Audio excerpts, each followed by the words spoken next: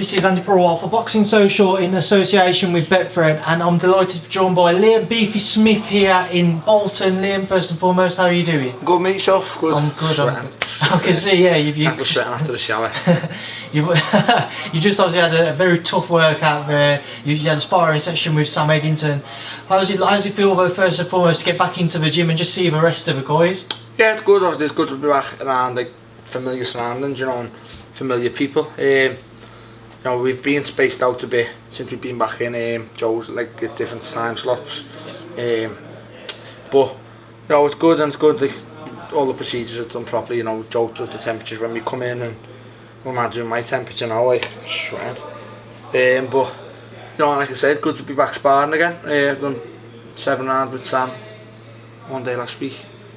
I think Friday, and I think we've done 8 today. So it's good to get that buzz back, and you know, the excitement to getting punched and punching someone.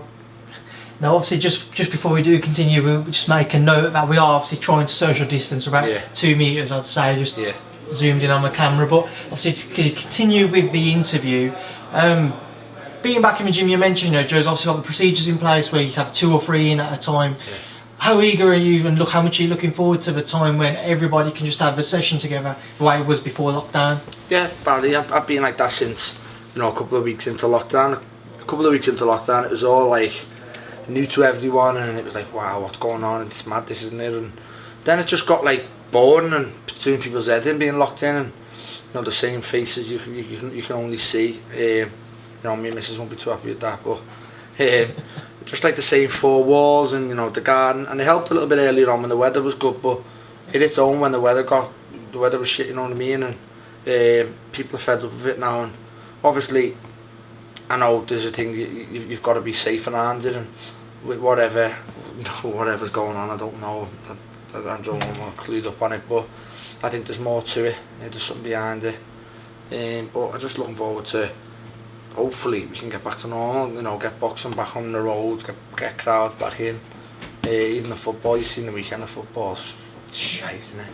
You know what I mean? I don't even want to watch it no more. If Liverpool were in the position they were in, you know, it's selfish, like, and it's shit, but I'd want the league scrapped if Liverpool win. You know, after seeing the footy, the matches, they're just like training games, they're shit to watch. I will say it isn't quite the same watching the football, but just to stick with the boxing, talk to me about kind of life away from obviously the ring, because I know that it was probably about a month into lockdown, you just had a newborn. Yeah. How did you kind of find trying to juggle that, and then lockdown procedures and coronavirus? How did you find everything? Once the baby was born, obviously the lockdown thing probably helped us a little bit. Yeah. You know what I mean? We didn't have visitors every 2 minutes. You know, we're first time parents, me and you know, the missus. So it was good for her, and you know, it worked in a good way, with lots of points with the baby. And you know, say we have visitors, but to the window of the living room or in the back garden. And you know, it was good a couple of weeks back to finally let my mum hold the baby. You know, it's my mum's granddaughter, and she hadn't held the baby.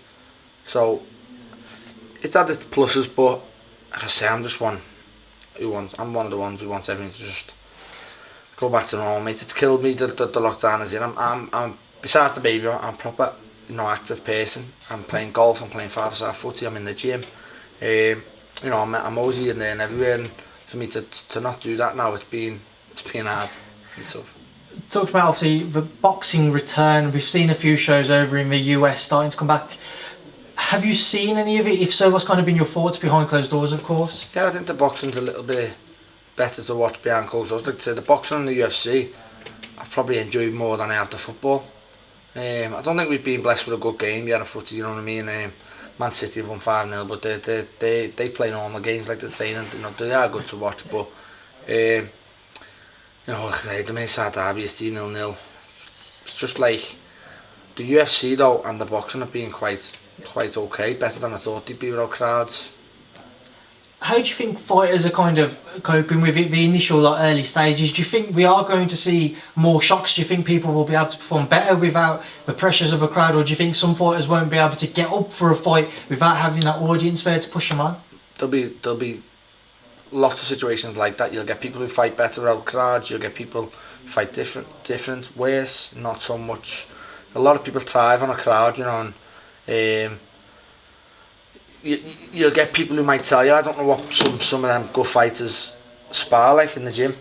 You know, they might just get it right on the night, and that's when you'll see how good they are and to fight behind closed doors. And it's interesting. I do think they'll be more upset behind closed doors, but again, I'm not interested to see it because I want it to hurry up and be over, and then there to be crowds. What kind of update have you got on yourself, Liam? Is there anything you can feel? So, I know you was kind of waiting to see what happens with Teixeira and his WBO title fight and waiting for that fight. You had Jessie Vargas was a name which has continued to crop up. Anything going on? With lockdown, no, there isn't. You know what I mean? Obviously, before it, I was in like a bit of a very good position, and I was linked with a few different names. Brook, obviously, I went to his fight before the Crawford fight came on the table for him. I think that was near enough. You know, we were near enough there with that fight. Then, you know, I mentioned the Vargas one again. He jumped on in. You know, he'd be happy for that fight. So that's a fight that's probably closer at the minute than a Brook fight would be. But this pandemic thing has put a halt to everything. You know, I've heard no thing when I'll fight. I trained all over it, and then I just thought, you know what, I'm not fighting in Eddie's back garden. You know what I mean? So I've had a bit of time off before we got back in the gym, and you know, I've enjoyed myself. And you know, I'm probably heading towards September, October for myself, hopefully. You mentioned the Brook fight there. Obviously, I did an interview with you over Zoom where we spoke about that in quite length. But just on Crawford, do you believe that if, say, the Crawford rumours hadn't come up for Cal to face him, a fight may well have materialised? Depends what money Eddie offered him. You know, I don't know what his money situation is. But like I say, if it weren't a good reward for him, I don't think he would have, because I've said from day one, I don't think he, how can I put this, he's not scared, but I don't think he fancies the fight, as in it's a high risk, low reward. I've said that since day one for him. So unless the money is worthwhile for him, I don't think he'd have it. But again, I'm not doing interviews now every week talking about Brook again. You know, I done it last time. I turned up at his fight. I was close to happening. And, you know, again, I'll just say he's 154, and then calls up 147s again. So I just don't know what he's what his method is. The big fights for him probably are at 147, the Crawford fight or whatever else. And like I say, if he gets a Crawford fight for that money, then you know, good luck to him. I'd never ever knock him for that. You know what I mean? But I just think you keep announcing you're going to 154, and then he announced after that fight that he fought Mark Dirrell at 154, and then in his interview after the fight said he wants Danny Garcia or Mickey Garcia, two 147s, and I'm like, you know, it's just you know, you want the big names at 147, stay at 147. Just to move away from Canelo, obviously Jessie Vargas as well.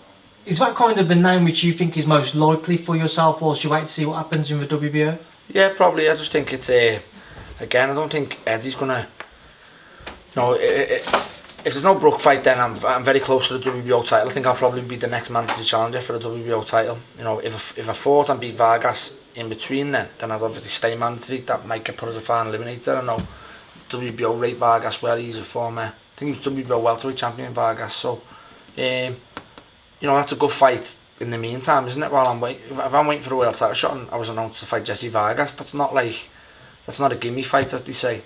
So, and again, if you know, the fight, for Eddie, I don't think Eddie's gonna pay me good money for a gimme fight, and especially after what's been going on with this pandemic. They're all saying there's no gimme fights no more. So, you know, Jessie Vargas is saying no gimme fight, and that's a fight I'd like just stylistically. It's a good fight, and he's a good fighter. I mean, how do you kind of see the coming months and certainly the rest of this year playing out for yourself? We've got at this moment in time, you know, some travel restrictions in place, and it is going to be, you know, British fighters against British fighters or US fighters against US fighters. Where does kind of the landlord with you? Are you open to fighting on a behind closed door show in Matchroom HQ if the fight was put to you, or? Yeah, definitely, but I just haven't been mentioned about it. And like I say, I had a couple of weeks off, so if you know, I wouldn't be ready to fight July.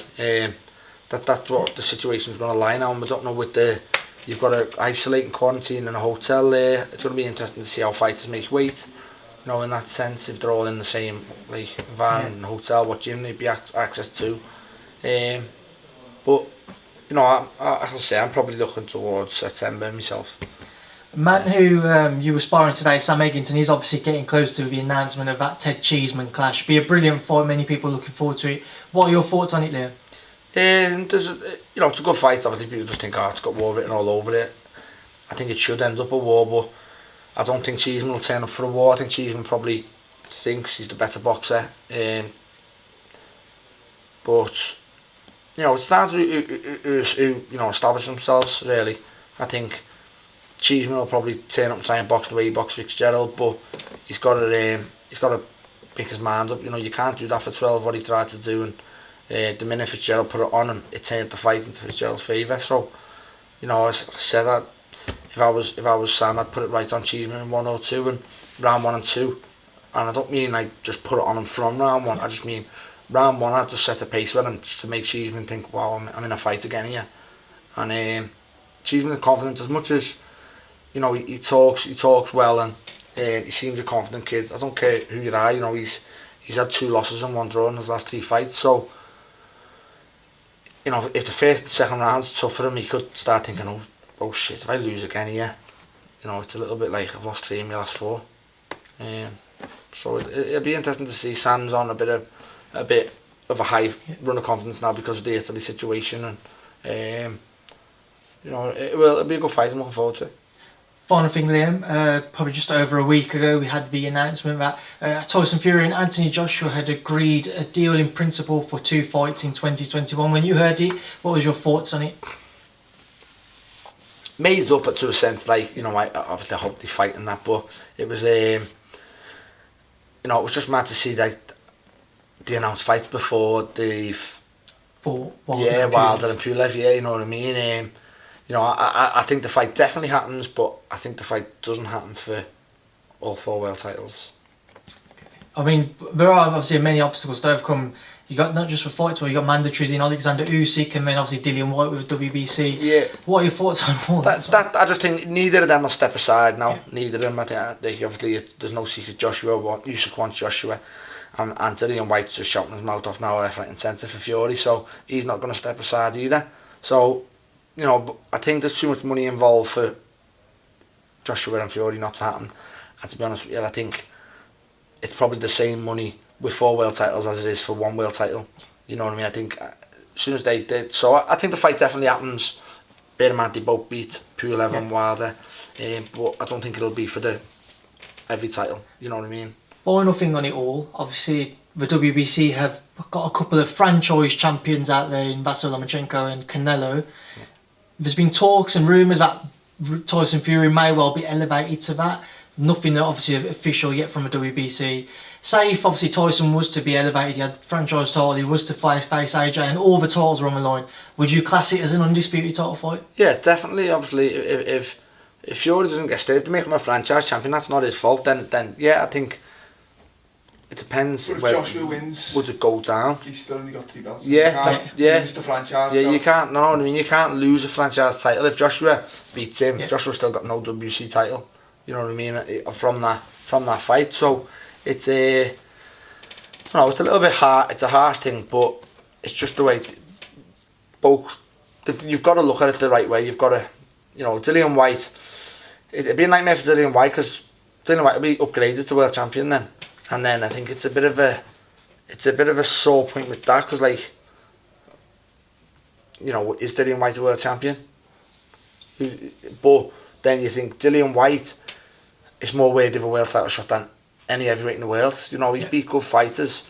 What would be okay for world title defences? If Joshua beats Parker in a WBO unification fight, Dillian White beat him in a non-title fight. You know what I mean?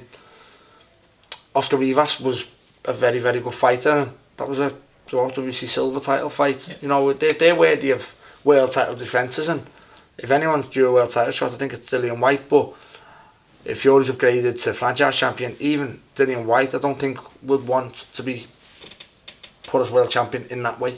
I think Dillian White would probably want to beat Fury to be world champion. Liam, we will leave that there now then. I will leave you to enjoy the rest of your day. I appreciate your time. Nice. Stay safe and best of luck with the coming months, and I'm sure I'll catch up with you soon. Thank you for speaking to Boxing Social. Nice one, mate. Thanks.